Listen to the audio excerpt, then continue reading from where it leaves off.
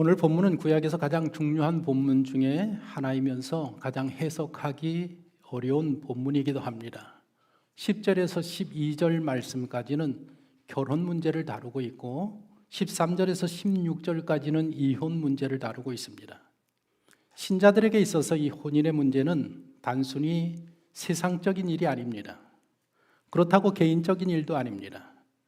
그것은 신앙적인 일로 대단히 중요한 일이라는 것을 오늘 본문이 우리들에게 보여주고 있습니다.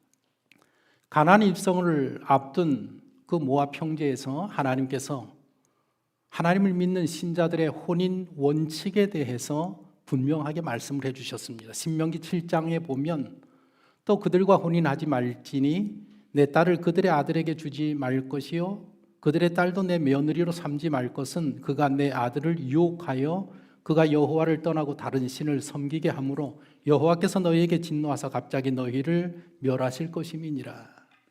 이방인들과의 결혼을 문제 삼는 것은 인종이나 민족 차별주의에 근거한 것이 아닙니다. 문제 삼는 것은 종교 혼합을 초래하는 그것을 염려한 것입니다. 하나님은 타인종이 아니라 타 종교인과 결혼하는 것을 문제 삼습니다. 타 종교인과 결혼하게 되면 하나님을 떠나게 되고 결국에 우상을 섬기는 삶을 살게 될 것을 경고하셨습니다.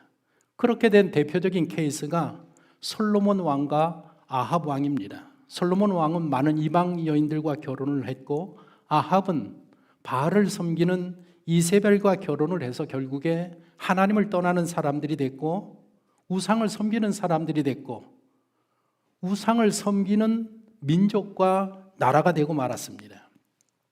우리는 보통 구약시대를 창조, 족장, 모세, 사사, 왕정, 포로, 귀환 시대, 7시대로 구분을 하는데 오늘 본문 말씀은 마지막 포로 귀환 시대를 배경으로 하는 말씀입니다.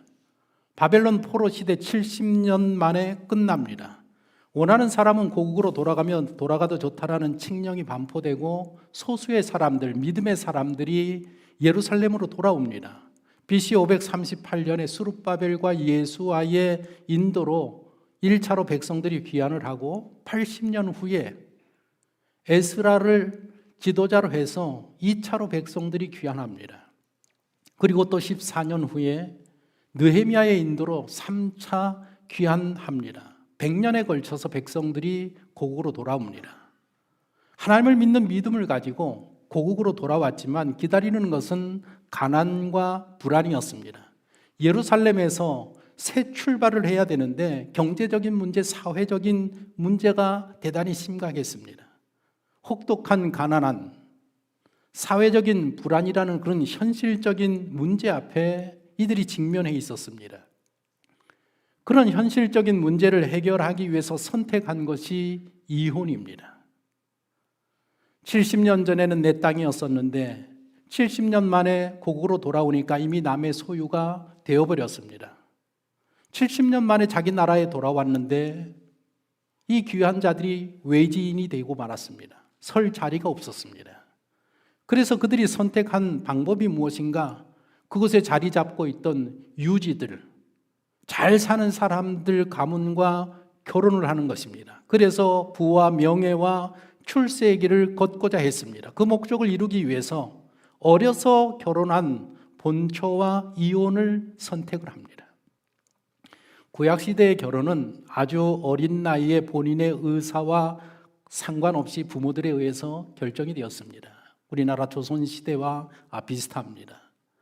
대부분 사춘기에 접어들 그런 나이에 결정이 되었고 경우에 따라서는 아이가 태어나기 전에 이미 집안끼리 약속을 해서 혼인하는 그런 시대였었습니다.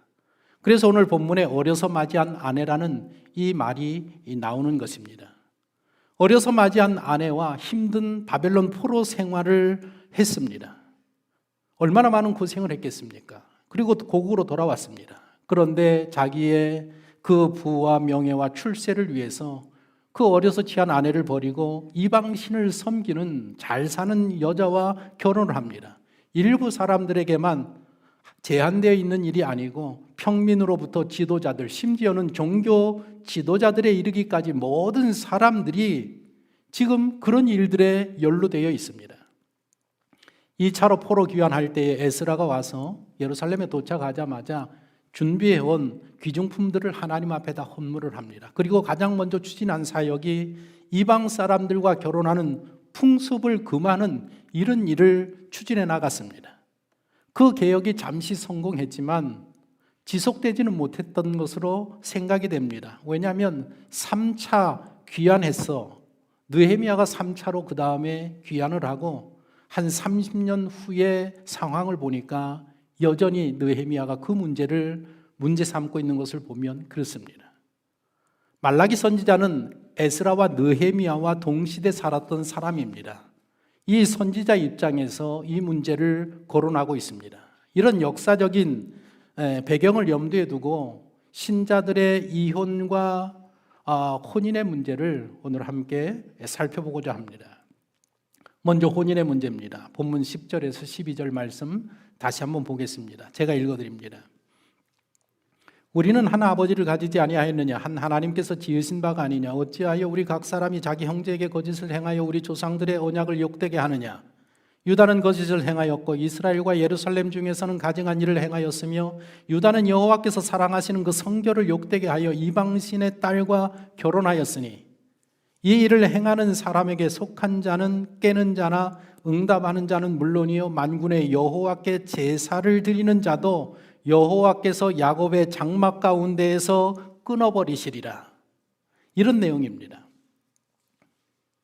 우리는 하나님의 언약으로 세워진 신앙의 공동체가 아니냐?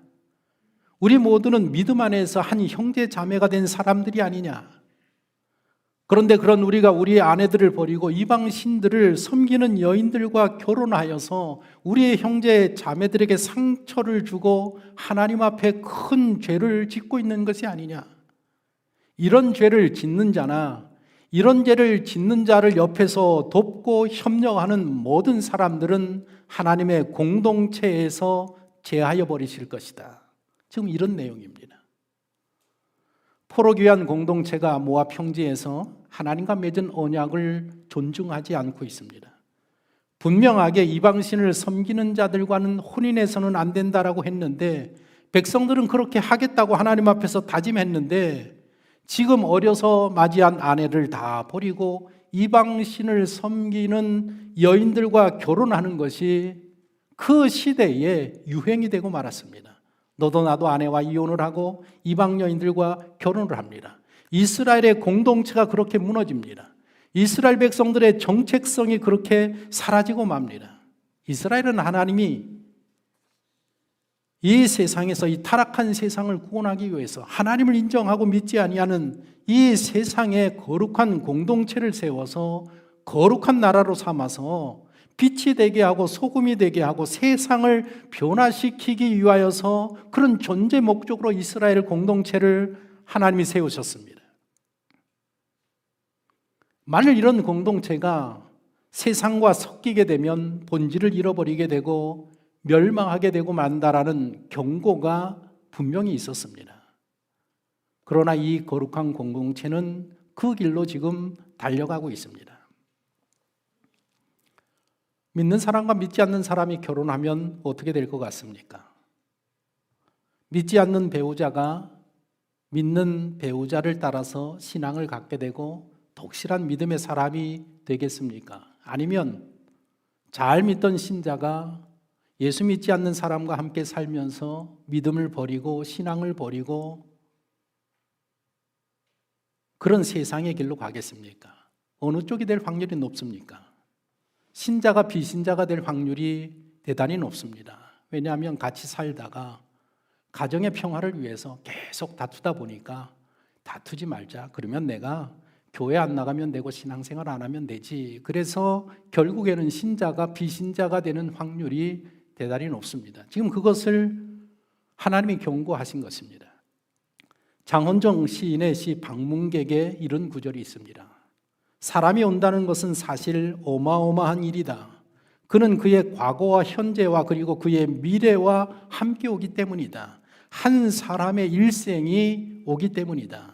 이 시인의 말처럼 한 사람이 가정에 들어온다라는 것은 이것은 어마어마한 일입니다. 왜냐하면 한 사람이 그냥 오는 게 아니라 그 사람이 들어올 때는 그 사람의 과거와 현재와 미래가 함께 들어오기 때문에, 한 사람의 일생이 들어오기 때문에 왜 결혼하면서 부부 생활하면서 힘든 삶을 살게 됩니까? 다른 배경에서 자랐기 때문에, 어려서부터 문화가 다른 곳에 자랐기 때문에 그 다른 문화가 서로 이렇게 하나가 되려고 하다 보니까 얼마나 힘든지 모릅니다. 결혼한 모든 사람들이 다 겪고 경험하고 있는 일 아닙니까? 아담과 하와가 타락한 후에 하나님께서 구원을 약속하십니다. 창세기 3장 15절의 말씀은 원복음이라고 우리가 부르는 아주 대단히 중요한 구절입니다. 이 구절을 한번 보십시오. 내가 너로 여자의 원수가 되게 하고 내 후손도 여자의 후손과 원수가 되게 하리니 여자의 후손은 내 머리를 상하게 할 것이요 너는 그의 발꿈치를 상하게 할 것이니라 하시고, 이 15절 말씀을 보면, 원복음 말씀을 보면 세상에 많은 나라, 세상에 많은 민족이 존재해도 하나님 보시기에는 세상의 모든 나라가 두 나라이고 두 국민, 두 민족만이 존재합니다. 신자와 비신자만 존재합니다. 하나님은 인류가 장차 여자의 후손과 뱀의 후손으로 사람들이 구분될 것이라고 말씀을 하셨습니다. 여자의 후손과 뱀의 후손, 셋의 후손과 가인의 후손, 신자와 비신자, 예배 공동체와 예배 드리지 않는 공동체로 구분될 것이라고 창세기 3장 15절에서 분명하게 이야기를 하고 있습니다. 이 둘은 하나가 될 수가 없습니다. 하나가 되어서도 아니 되는 것입니다. 그런데 노아 시대에 이 둘이 섞이고 맙니다. 여자의 후손인 하나님의 아들들이 뱀의 후손인 사람들의 딸의 아름다움에 미혹되어서 섞이고 맙니다. 창세기 6장 2절에 뭐라고 했습니까? 하나님의 아들들이 사람들의 딸들의 아름다움을 보고 자기들이 좋아하는 모든 여자를 아내로 삼는지라.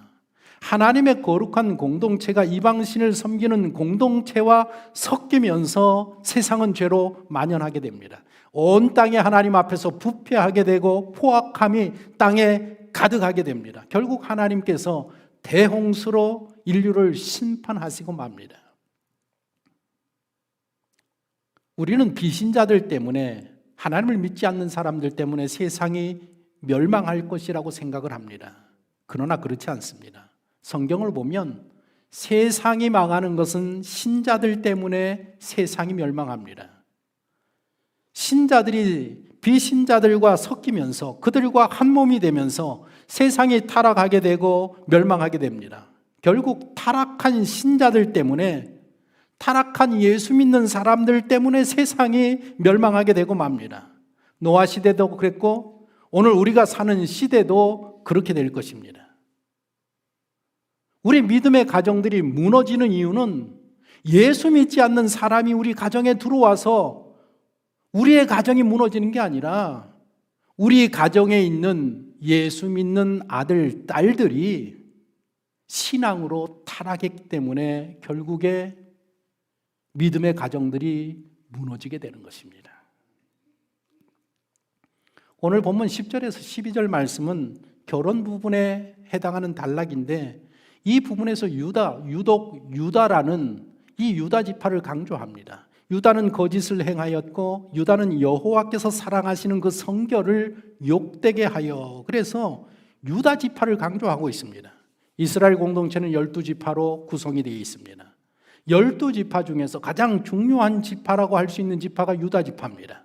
유다 지파에서 다윗이 나오고 메시아이신 예수님이 나오시기 때문에 그렇습니다. 그래서 히브리서 7장 14절에서 우리 주께서는 유다로부터 나신 것이 분명하도다. 우리 예수님은 유다 지파로부터 나신 분이라는 것입니다. 이스라엘의 12지파가 다 중요하지만 그 중에 제일 중요하다고 할 수 있는 지파가 유다 지파입니다. 그래서 솔로몬이 타락했을 때에, 이방 여인들과 혼인해서 타락했을 때 하나님이 그 벌로 이스라엘을 남쪽과 북쪽으로 가릅니다. 남쪽과 북쪽으로 가를 때에 다윗과 한 약속을 생각하셔서 12지파 중에 유다지파 하나를 띄어서 남쪽 나라를 세우십니다. 그리고 그 유다지파를 통해서 메시아이신 예수님이 탄생하십니다. 선지자가 지금 지적하는 것이 무엇인가 하면 그렇게 중요한 위치에 있는 유다지파가 그 악을 행하는 데에 앞장서서 행하고 있다는 것을 지적하고 있습니다. 오늘 이 말씀들을 보면 하나님이 세우신 이 혼인제도라는 것이 우리 구속사의 맥락에 있어서 대단히 중요한 의미를 가지고 있다는 것을 생각하셔야 됩니다. 예수 믿는 사람들의 이 혼인이라는 것이 인류를 구원하시기 위한 하나님의 구속사의 맥락에서 대단히 중요하다는 것입니다. 세상 모든 사람들이 다 하나님이 세우신 이 신자들의 혼인 원칙을 지키지 아니할지라도 우리 청파중앙교회 성도들만이라도 그 원칙을 지켜낼 수 있으면 참 좋겠습니다. 종교개혁자 칼빈이 창세기에 나온 혼인이라는 문제를 강의하면서 이렇게 이야기했습니다. 잘 들어보십시오. 혼인이라는 것이 하나님이 주신 가장 큰 축복의 한 가지다. 하지만 사람이 범죄하여 타락한 이후 이성이 혼미해지고 말았다. 사람이 바르게 사람을 만나지 못하는 까닭에 그릇되게 배우자를 만났을 때의 수많은 고생과 부담 속에서 허덕이면서 고통과 슬퍼하면서 일생이 쇠퇴하고 만다.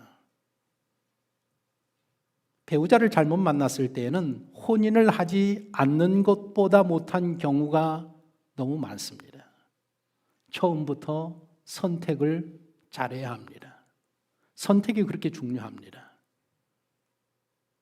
하나님은 선택의 기준으로서 하나님의 사람들이 이방신을 섬기는 다른 종교를 섬기는 그런 사람들을 선택해서는 안 된다라는 것이 그것이 우리 하나님을 믿는 사람들에게 세워주시는 결혼의 기본 원칙인 것입니다. 두 번째로 이혼 문제를 보면 13절에서 16절을 보십시오. 제가 다시 한번 읽어드리겠습니다. 잘 생각해 보십시오. 너희가 이런들도 행하나니 곧 눈물과 울음과 탄식으로 여호와의 제단을 가리게 하는도다. 그러므로 여호와께서 다시는 너희의 봉헌물을 돌아보지도 아니하시며 그것을 너희 손에서 기꺼이 받지도 아니하시거늘 너희는 이르기를 어찌 됨이니까 하는도다. 이는 너와 내가 어려서 맞이한 아내 사이에 여호와께서 증인이 되시기 때문이라. 그는 내 짝이요 너와 서약한 아내로되 내가 그에게 거짓을 행하였도다. 그에게는 영이 충만하였으나 오직 하나를 만들지 아니하셨느냐? 어찌하여 하나만 만드셨느냐? 이는 경건한 자손을 얻고자 하심이라. 그러므로 내 심령을 삼가 지켜 어려서 맞이한 아내에게 거짓을 행하지 말지니라. 이스라엘 하나님 여호와가 이르노니 나는 이혼하는 것과 옷으로 학대를 가리는 자를 미워하노라. 만군의 여호와의 말이니라. 그러므로 너희 심령을 삼가 지켜 거짓을 행하지 말지니라. 이런 말입니다. 너희에게 버림받고 이혼당한 아내들이 성전에 올라와서 통곡하며 기도하는 그 모습을 너희들이 보지 않느냐? 나는 너희가 드리는 예배를 받지 않는다. 그런데 너희는 왜 우리가 드리는 예배를 받지 않느냐고 나에게 반문을 하고 있다. 너희가 행하는 일들을 좀 돌아보아라.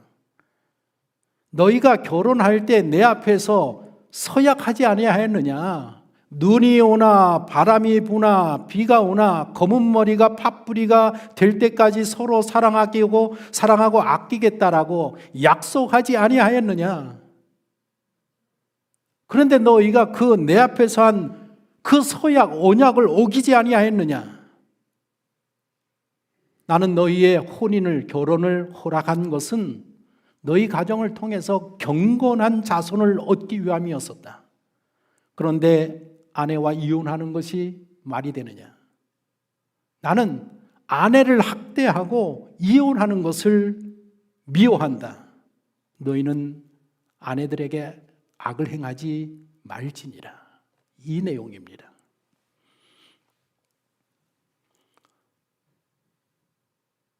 믿는 사람들의 혼인 예식과 믿지 않는 사람들의 혼인 예식은 근본적으로 다릅니다.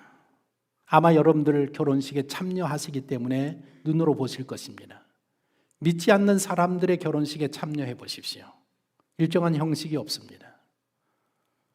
신랑 신부 양가 부모들이 노래하고 춤추고 난립니다. 가장 의미 있는 시간이 뭔가, 그 중에서 가장 의미 있는 시간이 뭔가 하면 신랑 신부가 서로 서약하는 시간입니다. 요즘은 신랑 신부가 자기들이 서약 내용을 글로 써서 이제 서로 모든 사람들이 보는 앞에서 마주 보면서 서약을 읽으면서 서로 약속을 합니다. 나는 이렇게 하겠습니다. 나는 이렇게 하겠습니다. 이렇게 사랑하겠습니다. 결혼식을 누구 앞에서 하는가 하면 사람들 앞에서 합니다. 서약을 누구 앞에서 하느냐? 사람들 앞에서 서약을 합니다. 그 자리에는 하나님이 계시지 않습니다. 그렇기 때문에 춤추고 난립하고 자기들이 좋아하는 그런 형식으로 혼인 예식을 치릅니다. 믿는 사람들의 혼인 예식을 보십시오. 다릅니다. 예배 형식으로 진행이 됩니다. 그 혼인 예식에는 찬송이 있고 기도가 있고 말씀이 있고 축도가 있습니다. 신랑 신부가 서약할 때 그 서약은 사람들 앞에서 하는 게 아니라 하나님 앞에서 하는 서약입니다. 하나님, 우리 두 사람이 서로 사랑합니다.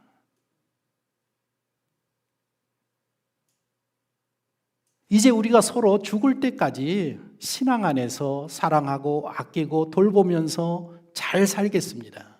그러니 하나님이 혼인 예식을, 우리 가정을 허락해 주십시오. 그게 서약의 의미입니다. 하나님께서 그 서약을 들으시고 신랑이 하는, 신부가 하는 서약을 들으시고 하나님이 그래, 참 기특하다. 내가 너희 부부가 되는 것을 허락한다. 훌륭한 믿음의 가정을 세워라. 경건한 자손들을 키워내라. 내가 너희 가정에 은혜를 베풀겠다. 이것이 바로 믿는 사람들의 혼인 예식입니다. 그런데 이제 믿는 가정에서도조차 하나님 앞에서 드리는 혼인 예식으로 드리지 않습니다. 왜냐하면 하나님의 아들들이 사람의 딸들과 결혼하면서, 하나님의 딸들이 사람들의 아들들과 결혼하면서 이제는 하나님 앞에서의 혼인 예식을 취하지 아니하고 세상 사람들이 하는 혼인 예식을 그대로 취하고 있습니다. 비신자들, 하나님을 믿지 않는 사람들의 결혼의 목적은 행복한 가정을 꾸미는 것입니다. 나는 이 결혼을 통해서 행복하겠다. 그러나 신자들의 혼인 목적은 전혀 다릅니다. 거룩한 하나님의 나라, 거룩한 하나님의 공동체를 세우기 위한 목적으로 결혼하는 것입니다. 본문 15절을 보십시오. 그에게 영이 충만하였으나 오직 하나를 만들지 아니하셨느냐? 어찌하여 하나만 만드셨느냐? 이는 경건한 자손을 얻고자 하심이라. 그러므로 내 심령을 삼가 지켜 어려서 맞이한 아내에게 거짓을 행하지 말지니라. 하나님이 아담을 창조하시고 아담의 배필로 하와 여자 한 사람만 창조하셨다라는 내용입니다. 하나님이 여러 여자들을 만들 수 있었는데 여러 여자를 만들지 아니하고 딱 한 여자 하와만 만들어서 두 사람을 부부로 만들어 주셨다. 혼인, 하나님의 혼인의 계획은 일부일처입니다. 일부다처가 아닙니다. 한 사람과 한 사람, 한 남자 한 여자가 만나서 한 가정을 이루는 거, 이것이 창조할 때부터 하나님의 계획이었었고 뜻이었었습니다. 그런데 그렇게 두 사람 하나하나를 만들어서 서로 부부가 되게 하는 그 목적이 뭔가 하면 경건한 자손을 얻기 위해서, 경건한 자손을 얻기 위해서. 경건한 자손을 영어 번역으로는 godly offspring이라고 해석을 하고 있습니다. 무슨 뜻인가 하면 하나님의 기대에 부응하는 사람, 하나님의 기대에 부응하는 사람을 가정을 통해서 얻기 위해서 혼인하게 하시고 하나님이 가정을 세워주셨다라는 것입니다. 그래서 믿음의 가정에서 자녀가 태어나서 믿음으로 성장하고 하나님의 기대에 부응하는 사람이 되게 하는 것이 하나님이 원하시고 계획하신 혼인의 일입니다. 우리 성도들의 사명이 바로 그것입니다. 우리의 자녀들을 신앙 안에서 하나님의 기대에 부응하는 아들과 딸들로 키워내는 그 사명이 우리 가정에 있는 것입니다. 그런데 이 일이 쉽지 않습니다.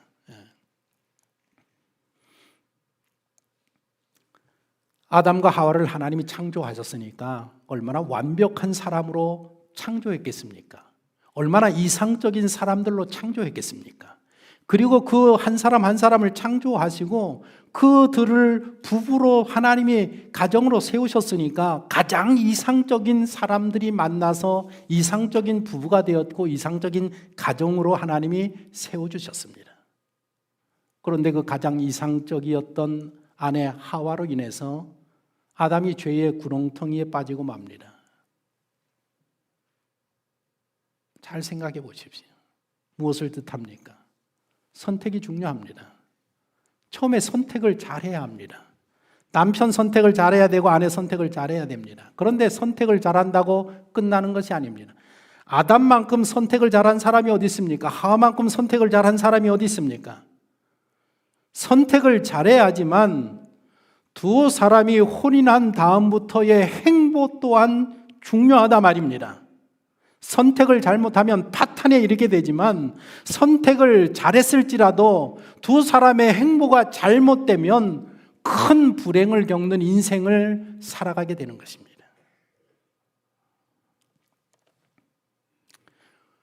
우리는 하나님 앞에서 경건한 자손을 얻는 일에 실패했음을 인정해야 할 것 같습니다. 우리를 보면 인구 절벽, 또 삶의 풍요로움, 진화론을 아이들이 교육을 받고 과학주의가 팽배해 있고 교회가 사회에서 철저하게 고립화되면서 모든 교단마다 70% 이상의 교회에서 주일학교가 없어졌습니다. 사라졌습니다. 이 상태가 지속이 되면 30년 후에 대한민국에서 70%의 모든 교회들이 문을 닫게 됩니다. 주일학교가 사라진 가장 큰 이유가 무엇입니까? 세대 있기에 실패를 했습니다.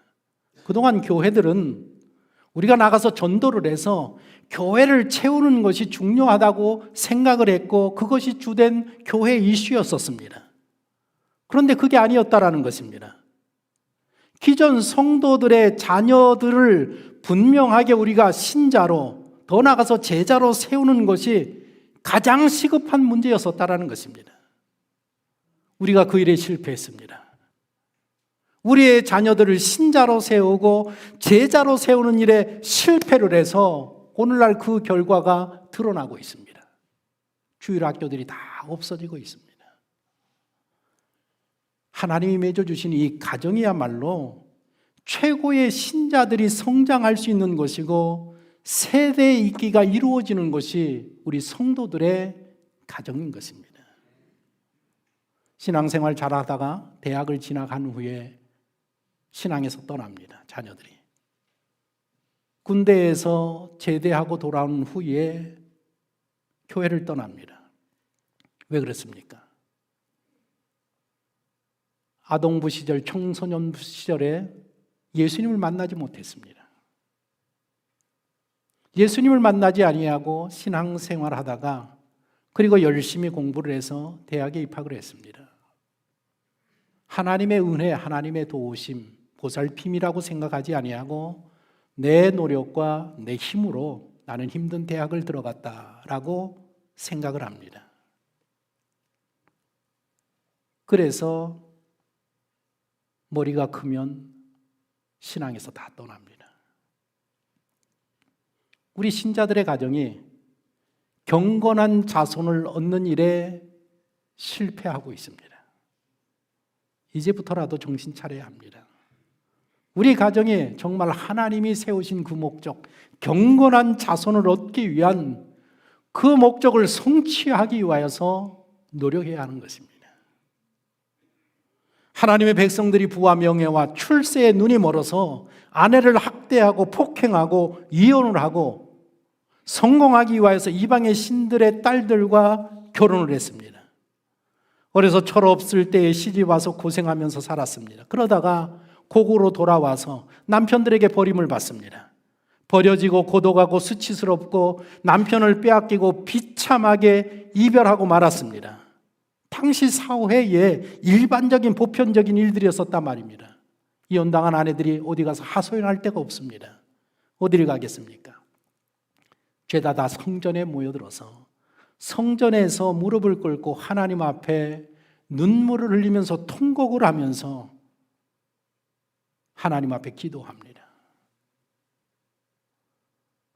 오늘 이 본문을 해석하는 유대학자들은 이 눈물과 울음과 탄식이라는 요 본문을 유대학자들은 이혼당한 아내들이 하나님의 성전에 와서 그렇게 하는 것이라고 해석을 하고 있습니다. 하나님이 그녀들의 통곡을 들으신단 말입니다. 들으셨단 말입니다. 하나님의 마음이 얼마나 아프시겠습니까?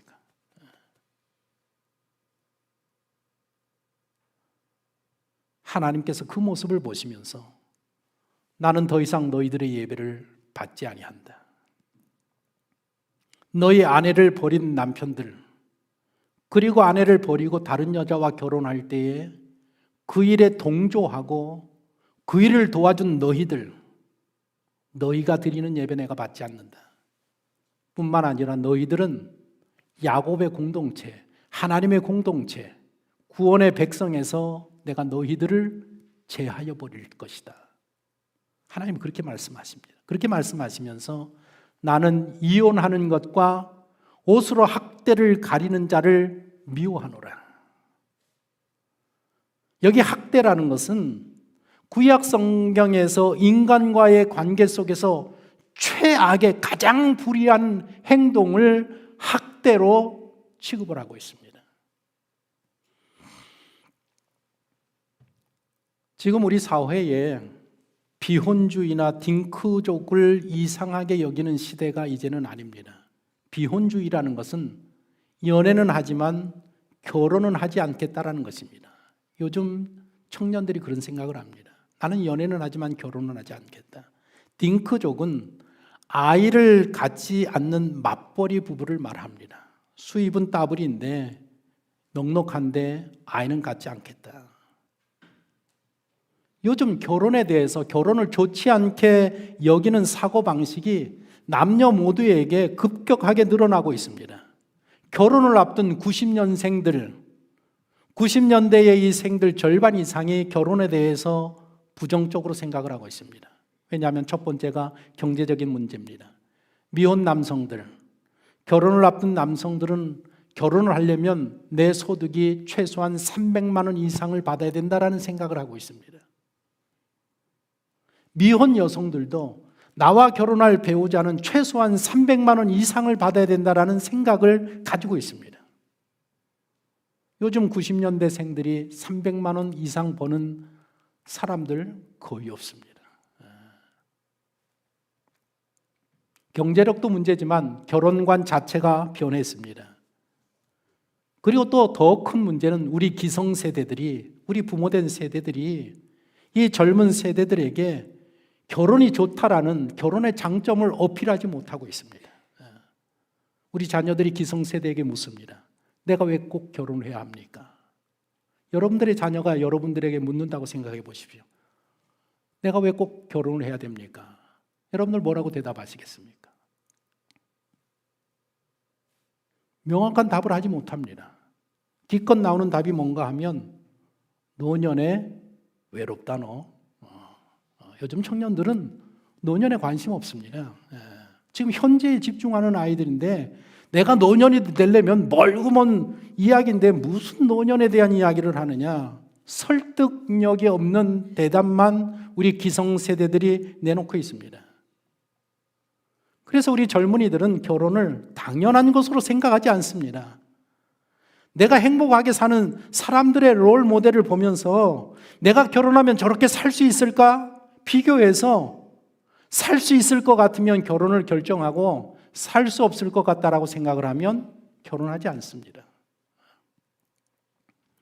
직장에 다니는 부모님들은 늘 아이들에게 죄책감을 가지고 있습니다. 왜냐하면 아이들과 많은 시간을 보내지 못했기 때문에. 그래서 직장을 다니는 부모들은 우리 자녀들이 나에게 가장 원하는 것이 나와 함께, 자녀들과 함께 놀아주고 함께 시간을 보내는 것이라고 생각을 합니다. 그래서 물어봤습니다. 직장을 다니는 그 아이들에게, 부모님들이 직장을 다니는 아이들에게 물어봤습니다. 원하는 게 뭐냐? 뭐라고 대답했는지 아십니까? 나는 엄마 아빠가 퇴근하고 들어올 때에 엄마 아빠의 지친 얼굴을 보고 싶지 않습니다. 그렇게 대답했습니다. 그러니까 우리들 자녀들 눈에 비춰지는 우리 부모님들의 부부 생활이, 인생의 삶이 행복하게 보이지 않는다라는 것입니다. 부부로 살면 행복해야 되는데 우리 엄마 아빠를 보니까 행복한 것 같지 않다라는 것입니다. 왜 결혼하겠습니까?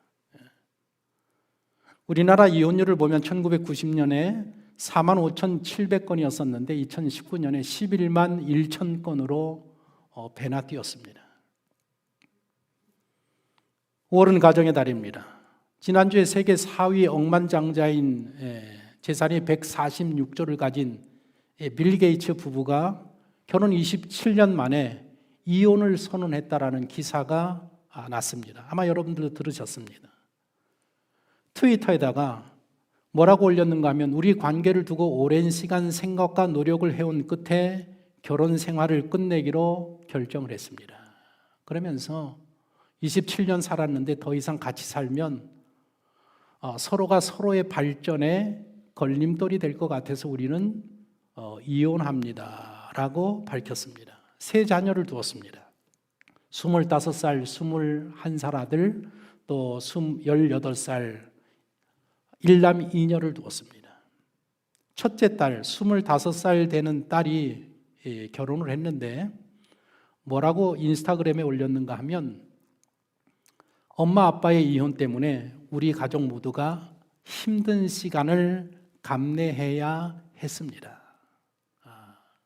자녀들이 부모의 이혼 때문에 이혼하는 사람만 힘든 게 아니라 자녀들도 그 부모의 갈등을 지켜보면서 그 결정 내리는 그 모든 시간들을 함께 하면서 온 가족이 다 힘들었다라는 것입니다.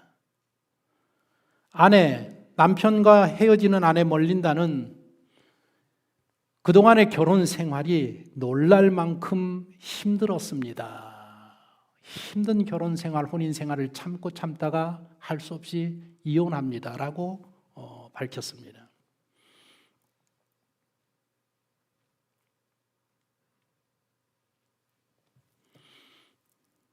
지난주 신문에 이런 기사도 났습니다. 지금은 13살 된 남자 청소년인데 10살 때에 엄마 아빠가 이혼을 했습니다. 그리고 이 아이는 10살 때 엄마와 함께 살고 아빠와는 헤어지게 되었습니다.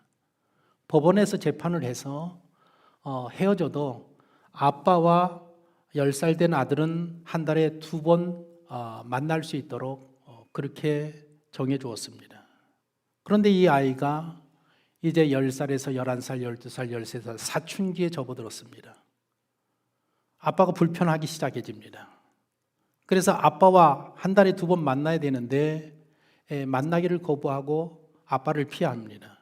아들을 볼 수 없는 아빠가 법원에다가 2번 만날 수 있도록 법원에서 억지로라도 만나게 해주십시오. 그래서 이행명령이 신청이 돼서 허락이 돼서 억지로 이 아들이 한 달에 2번 아빠를 만나야 됩니다. 이 아들은 원치 않는 만남을 아빠와 이어가다가 지난해 가을에 더 이상 만나기를 거부했습니다. 만나지 않겠다. 그래서 아빠가 뭐라고 했는가 하면 아들아, 전화 통화라도 할 수 있겠느냐 했더니 아들이 뭐라고 했는가 하면 너 문자만 보내십시오. 이 아들이 13살 된 아들이 재판장에게 뭐라고 얘기했는가 하면 나는 아빠와 한 공간에 있기가 싫습니다. 이혼하고 난 후에 6개월이 대단히 중요하다고 합니다. 이 6개월 기간 동안에 비양육 부모, 같이 살지 않은 이 부모와 이 아이의 유대감 유지의 골든타임이 요 6개월이라는 것입니다. 요 6개월 동안 관계가 이어지지 아니하면 아들과 딸과 영영 남이 되고 마는 것입니다. 부모의 혼인 관계가 종료되어도 부모 자녀 간의 정서적인 유대가 이게 너무 중요합니다. 오늘 본문에서 하나님께서는 이혼한 것을 미워하신다고 분명히 말씀을 하셨습니다. 그러나 성경은 이혼을 허락하고 있습니다. 어떤 경우냐? 배우자가 외도했을 때 이혼해도 좋다. 두 번째로 고린도 전후서를 공부해 보면 남편이 혹은 아내가 배우자를 학대하고 폭행하면 이혼할 수 있다. 내가 누누이 말하지만 맞고 살지 마십시오. 이혼하십시오.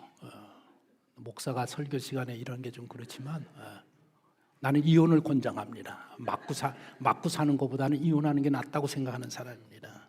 세 번째로는 부부로서 직무유기할 때, 직무유기는 뭔가 하면 자기의 책임을 다해야 된단 말입니다.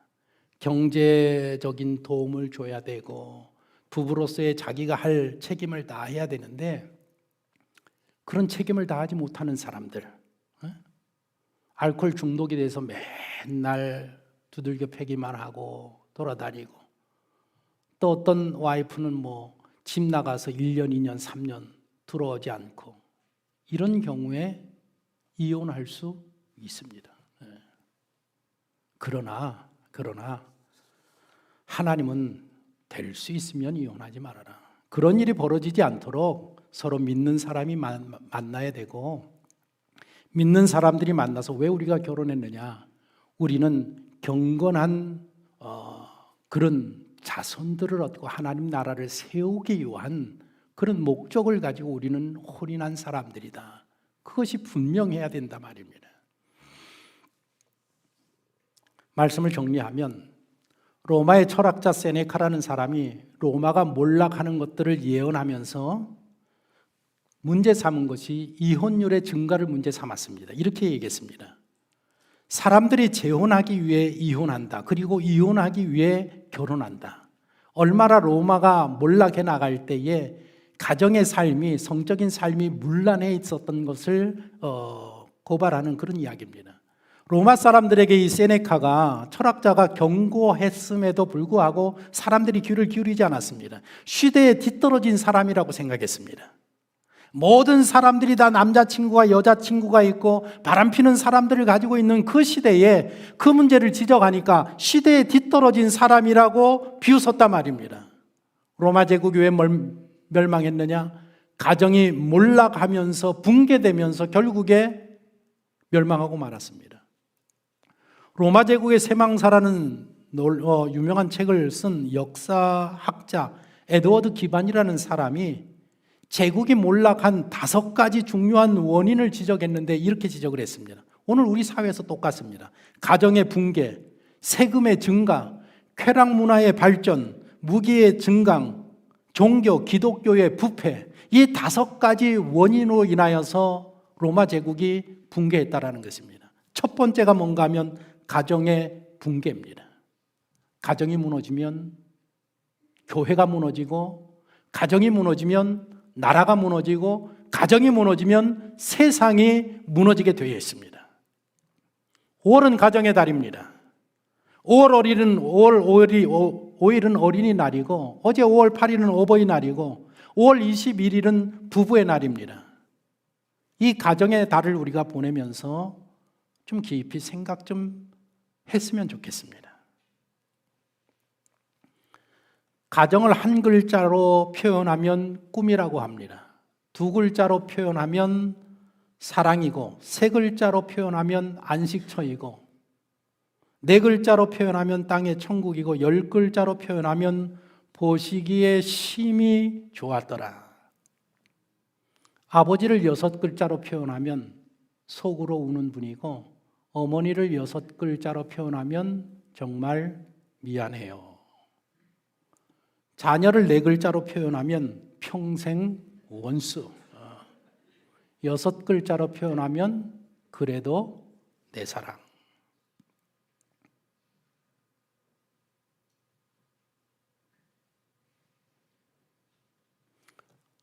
여러분들은 여러분들의 자녀에게 행복하게 사는 모습을 보여주고 계십니까?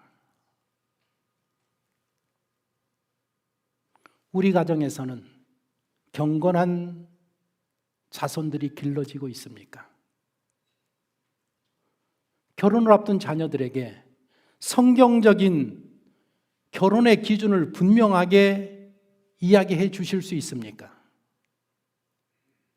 결혼 생활은 어쩔 수 없이 억지로 지루하게 마지못해 하는 생활이 아닙니다.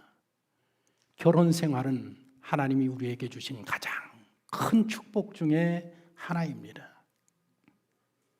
오늘 우리들에게 말씀 생활, 기도 생활, 찬양 생활, 예배 생활이 더 절실하게 필요한 이유가 여기에 있습니다.